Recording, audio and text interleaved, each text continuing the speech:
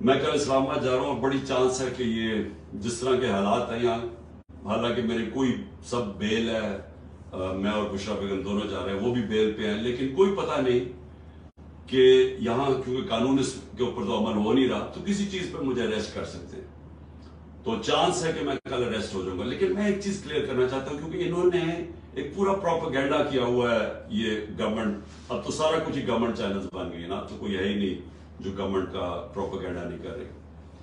देखिए, समझ जाएं कि केस है क्या, ताकि आपको सारों को एक अल कादर यूनिवर्सिटी का केस समझ आ जाए।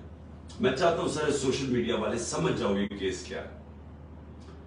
केस ये है कि मैंने फैसला किया था कि मैं सीरतुल नबी के ऊपर इस मुल्क की फ्यूचर लीडरशिप डेवलप करने के लिए वहां रिसर्च करवाएं, एक यूनिवर्सिटी बनाएं अल कादर की, साथ उसमें मॉडर्न टेक्नोलॉजी जिसमें आर्टिफिशियल इंटेलिजेंस वगैरह वो भी हम पढ़ाएं। लेकिन इसका मकसद ये था, क्योंकि वो दुनिया की तारीख के सबसे बड़े लीडर थे, फ्यूचर लीडर्स प्रोड्यूस करें पाकिस्तान में, उनकी सीरत के ऊपर, उनकी क्वालिटीज के ऊपर, कि कभी हमने इसके ऊपर कोशिश नहीं की अपने लोगों को।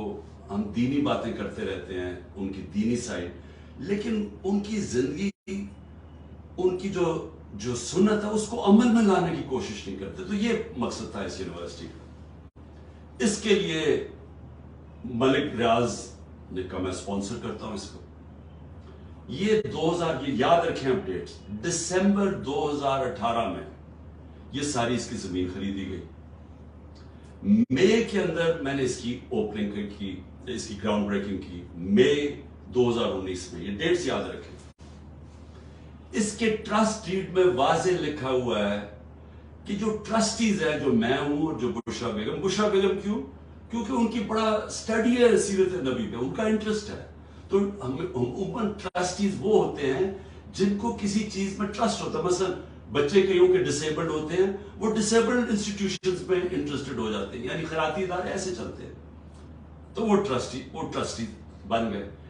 उस डीड के अंदर लिखा हुआ है कि ट्रस्टीज को किसी किस्म का फायदा नहीं हो सकता, कोई तनख्वाह नहीं मिल सकती, कोई डिविडेंड्स नहीं मिल सकता, कोई वो जमीन जो है वो ट्रस्ट के नाम पे होती है, वो यानी ट्रस्टी का कोई किसी किस्म का उनको फायदा नहीं हो सकता, उस ट्रस्ट डीड के अंदर लिखा हुआ है। अब उसके बाद दिसंबर के अंदर एक एग्रीमेंट होती है। अब ये जरा गौर से सुने, ये मई में इसकी ओपनिंग हो जाती है, बिल्डिंग बननी शुरू हो जाती है, जो भी पैसा आता है वो सारा बिल्डिंग में सब अकाउंटेड है, वो ट्रस्ट चला रहा है, वो ट्रस्ट के अकाउंट्स हैं, ऑडिट है, सब कुछ अवेलेबल है नैब के पास। अब होता क्या है कि दिसंबर के अंदर एक एग्रीमेंट साइन होती है मलिक रियाज की और इंग्लैंड का, जिसको एनसीए कहते हैं, उनका एक इदारा होता है इंग्लैंड के अंदर, उसके बीच में एग्रीमेंट साइन होती है। उन्होंने मलिक रियाज के अकाउंट्स फ्रीज किए होते हैं कि सस्पेक्टेड ट्रांजैक्शन है, यानी हम सस्पिशियस ट्रांजैक्शन है, उधर उन्होंने अकाउंट फ्रीज किए होते हैं। मलिक रियाज और एनसीए फैसला करती है आपस में सीक्रेट एग्रीमेंट में कि ये जो पैसे हैं 190 मिलियन पाउंड होते हैं, उसमें 190 मिलियन पाउंड, वो मैं जो सुप्रीम कोर्ट का जो अकाउंट था जिसमें मलिक रियाज ने पैसे देने थे, सुप्रीम कोर्ट ने कहा था फाइन दो, वो उसमें वो कहता है कि मैं उसमें डिपॉजिट करता हूं। कैबिनेट के सामने 3 दिसंबर को, यानी अब ये ट्रस्ट शुरू हुआ है, 3 दिसंबर को एग्रीमेंट आती है कि जी क्या आप ये कॉन्फिडेंशियल, अगर मलिक रियाज और एनसीए के कॉन्फिडेंशियल एग्रीमेंट को मानते हैं तो ये 190 मिलियन पाउंड पाकिस्तान के अंदर आ जाएगा सुप्रीम कोर्ट के अकाउंट में। लेकिन अगर आप ये नहीं मानते और आप चाहते हैं कि इसको कंटेस्ट करना है, तो फिर आपको इंग्लैंड के अंदर इसके ऊपर केस करना पड़ेगा। अब वहां हमारे वकील बैठे होते हैं, हमारा लॉयर बैठे होते हैं, हमारा लॉ मिनिस्टर बैठे होते हैं, वो एडवाइज करते हैं कि पाकिस्तान $100 मिलियन बाहर लिटिगेशन में हार चुके हैं अब तक, और कोई चीज हम बाहर से रिट्रीव नहीं की, तो हमें बाहर पहले साबित करना पड़ेगा कि ये पैसा पाकिस्तान से मनी लॉन्ड्रिंग होके आया है। फिर और ये 5-6 साल केस चलेगा, और फिर अगर आप केस हार गए तो ये पैसा इंग्लैंड में रह जाएगा। یہ کیبنٹ کے سامنے یہ فیصلہ آیا، یا آپ $190 ملین پاؤنڈ لے لیں اور پاکستان کی سپریم کورٹ میں چلا جائے، اور یا پھر یہ پیسہ آپ کنٹیسٹ کرنا چاہتے ہیں تو کیس کر کے انگلینڈ میں اپنی کریں، اور اگر آپ جیت جاتے ہیں 5-6 سال لگیں گے پاکستان آ جائے گا، لیکن اگر آپ نہیں جیتتے تو وہ انگلینڈ میں رہ جائے گا۔ یہ تھا فیصلہ۔ کیبنٹ فیصلہ کرتی ہے کہ جی ہمیں 190 ملین پاؤنڈ آ رہا ہے، کبھی اتنا پیسہ آیا نہیں، ہم ایکسپٹ کر جاتے ہیں۔ اب یہ کیس انہوں نے میرے اوپر کیا بنایا کہ جناب میں نے حالانکہ مجھے ذاتی طور پہ فائدہ ہوا ہے، مجھے ذاتی طور پہ کیسے فائدہ ہوا ہے؟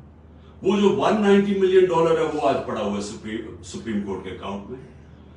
اگر وہ سمجھتی ہے نیب کے برا، یہ گورنمنٹ سمجھتی ہے کہ وہ ٹھیک بات میں نہیں آیا، وہ دوسری طرف آج آپ جا کے ریٹ کر دیں، آپ نیب ریٹ کر دیں سپریم کورٹ میں کہ یہ پیسہ دوسری بات میں لے آئے، وہ پیسہ تو پاکستان آ گیا نا۔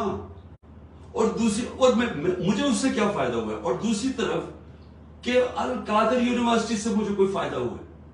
القادر کے سارے اکاؤنٹس آپ کے پاس پڑے ہیں، مجھے کیسے فائدہ ہوا ہے؟ نہ میں کچھ سیلری لیتا ہوں، نہ کچھ لیتا ہوں، مجھے کدھر سے فائدہ ہوا ہے؟ یہ ایسا ہے کہ شوکت خانم سے مجھے فائدہ ہوا ہے، یا میں نمل یونیورسٹی سے فائدہ ہوا ہے؟ میں ٹرسٹی ہوں، ٹرسٹی نہ کوئی سیلری ڈرا کرتا ہے، نہ اس کا مداخلت ہوتی ہے، وہ ایگزیکٹو بورڈ چلاتا ہے۔